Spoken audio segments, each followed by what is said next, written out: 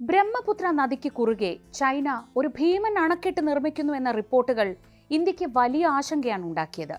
അതിന് മറുപടിയായി ഇന്ത്യയും ബ്രഹ്മപുത്രയിൽ മറ്റൊരു കൂറ്റൻ അണക്കെട്ട് നിർമ്മിക്കാൻ ഒരുങ്ങുകയാണ്.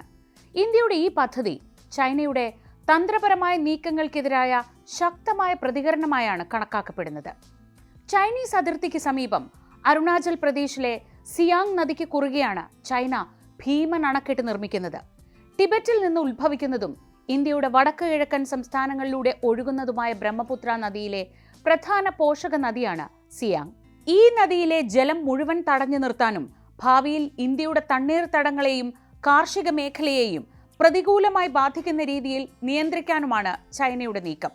ഇതിനെ പ്രതിരോധിക്കാനാണ് അരുണാചൽ പ്രദേശിലെ ദിബാങ് നദിക്ക് കുറുകെ ഇന്ത്യയും അണക്കെട്ട് നിർമ്മിക്കാൻ ഒരുങ്ങുന്നത്. ദിബാങ് നദിയും ബ്രഹ്മപുത്രയുടെ പ്രധാന പോഷക നദികളിലൊന്നാണ്. ചൈനയുടെ അണക്കെട്ട് തുറന്നുവിടുമ്പോൾ ഉണ്ടാവുന്ന വെള്ളപ്പൊക്കത്തെ തടഞ്ഞു നിർത്താനും നിയന്ത്രിക്കാനും ഇന്ത്യയുടെ ഈ പുതിയ അണക്കെട്ടിന് സാധിക്കും. ഇന്ത്യൻ സർക്കാർ സ്ഥാപനമായ national hydro electric power corporation അഥവാ NHPC ആണ് ഈ അണക്കെട്ട് നിർമ്മിക്കുന്നത്.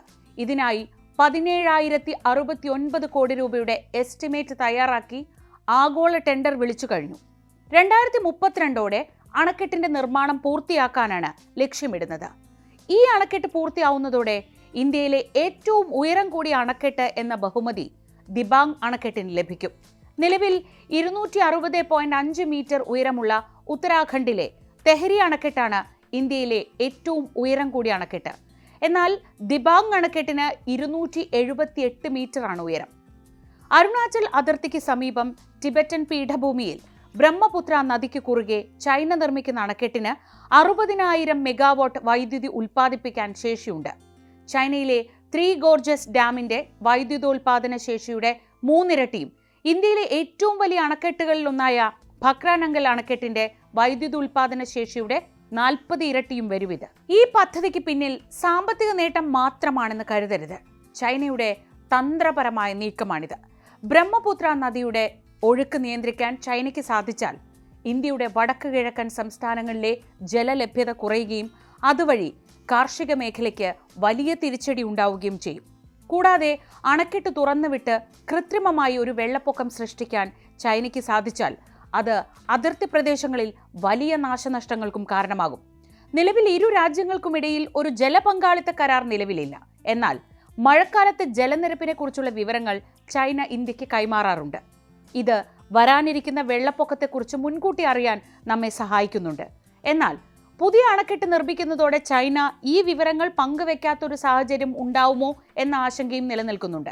ബ്രഹ്മപുത്ര നദി ഇന്ത്യക്ക് വെറുമൊരു ജലസ്രോതസ് മാത്രമല്ല, മറിച്ച് സാമ്പത്തികവും പാരിസ്ഥിതികവും ഭൂരാഷ്ട്രതന്ത്രപരവുമായി പ്രാധാന്യമുള്ള ഒരു നദിയാണ്. ടിബറ്റിൽ യാർലങ് സാങ്പോ എന്നറിയപ്പെടുന്ന നദി അരുണാചൽ പ്രദേശിലൂടെ സിയാങ് എന്ന പേരിൽ ഇന്ത്യയിലേക്ക് കടക്കുന്നു. തുടർന്ന് ആസാമിൽ വെച്ച് ബ്രഹ്മപുത്രയായി മാറുന്നു. പിന്നീട് ബംഗ്ലാദേശിലൂടെ ഒഴുകി ബംഗാൾ ഉൾക്കടലിൽ പതിക്കുന്നു.